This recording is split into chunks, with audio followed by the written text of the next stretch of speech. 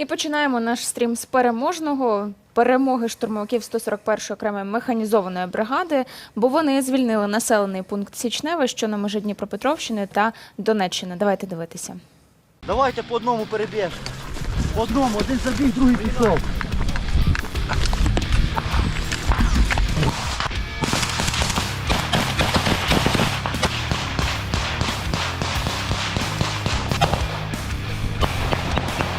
Давай, с одноразки ебаните. Куда? Вот туда там. Прикрывай, правая сторона. Перекриває. Відкиди, працюю.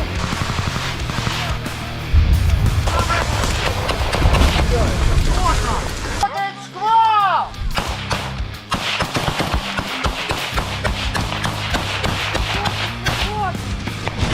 По двойке цинкуем в основном правую сторону.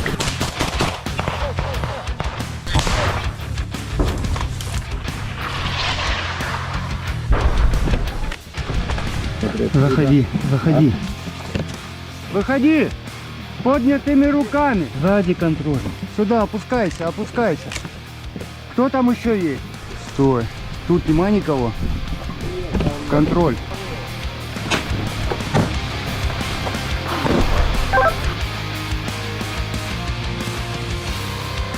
Ты офицер, да? Не, о чем вы говорите? Какой меня нахрен офицер?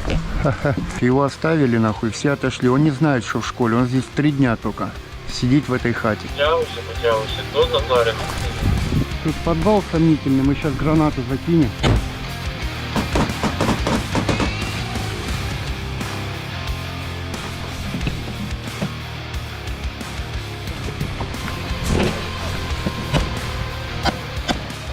Село Січневе звільнено, працював шквал.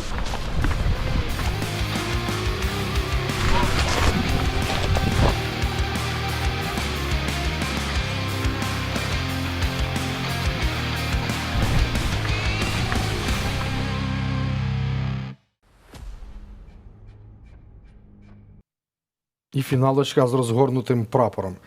Головне, що я почув, це «Работає шквал». Як я давно не чув цього підрозділу, особливо в 141-й бригаді навіть не знав, що є підрозділ «Шквал». Як бачите, він за 200 50 русаків, 8 взяв в полон, зачистив всі зеленки, зачистив все навколо самого села і звільнив саме Січневе, яке на межі Дніпропетровщини і Донецької області. Як подивишся, так тут, звичайно, кричать у нас таких відео «Работає тройка», «Работає Азов», «Работає 225», тут «Работає шквал». Як прекрасно чути такі вигуки, особливо коли люди йдуть штурмувати, і щоб русаки чули, хто це працює, вони спеціально йдуть на вик, розказують і кричать, що це за підрозділ. Мені це дуже сподобалось, особливо в цьому відео.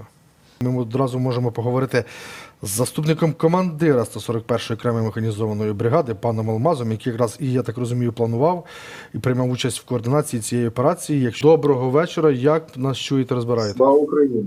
Героям слава! Чую вас, розбираю дуже добре. Дуже прекрасно, що ви в гарному настрої. Звісно, ваш підрозділ зачистив і зробив таку класну роботу. Чи можете трошки детальніше розказати про цю операцію? Наскільки довго і чи очікували, чи ви очікували, що там 50 русаків, 60 навіть? Чи, можливо, хтось втік? Трошки деталей ще можете розказати? Так, відповідно, цей підрозділ не так сильно давно сформований, не дуже багато часу. Він працює всього тільки по часу до 1 місяця. Ми відразу, коли готувалися до майбутніх дій, ми розплановували різні варіації, які будуть заплановані. Бій в посадці, бій в населеному пункті, бій в траншеях і так далі. Що ми відразу саме головне зробили, це ми розпланували етапи виходу на даний участок. Ми не знали ту точну кількість особового складу, яка там була знаходилась. Ми попередньо володіли, що там приблизно буде там 3-4 точки противника, де вони будуть знаходитись. Ми групу відправили невелику, у нас було 12 чоловік військовослужбовців, які відповідно працювали. І противник був в дуже переважаючій кількості. Коли зачищали даний населений пункт, звідти ще втекло приблизно десь до 30 військовослужбовців противника.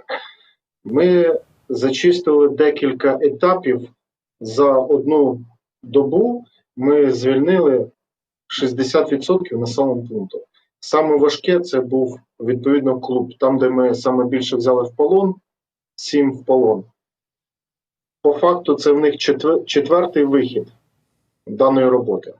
От це четверта їхня маленька задача, з якою не справилась, я бачу на оцінку, чесно, відмінно. Втрати склали дуже мінімальні. У нас, на жаль, є загиблі, і загиблих 2 військовослужбовця. Ці загиблі були під час іменно інтенсивно, коли працювала 5 годин їхня арта, працювали їхні FPV, там знаходилось 2 різних підрозділи. Не буду називати, які військові частини, там 2 бригади знаходились. Радіоперехоплення, все, що чув, у них була тільки паніка і хаос, що незрозуміло хто, кричать, що відповідно працює спецназ, нерозуміння, кількість, нерозуміння, як ми зайшли, що ми робили і чому у них такі великі колосальні втрати. Радіо у нас було їхнє, ми їхнє все слухали, що у них там відбувалося і що вони там казали.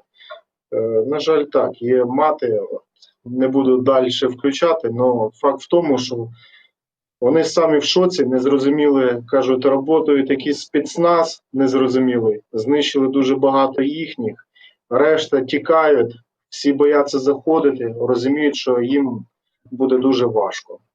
Крутецька робота, пане Алмаз.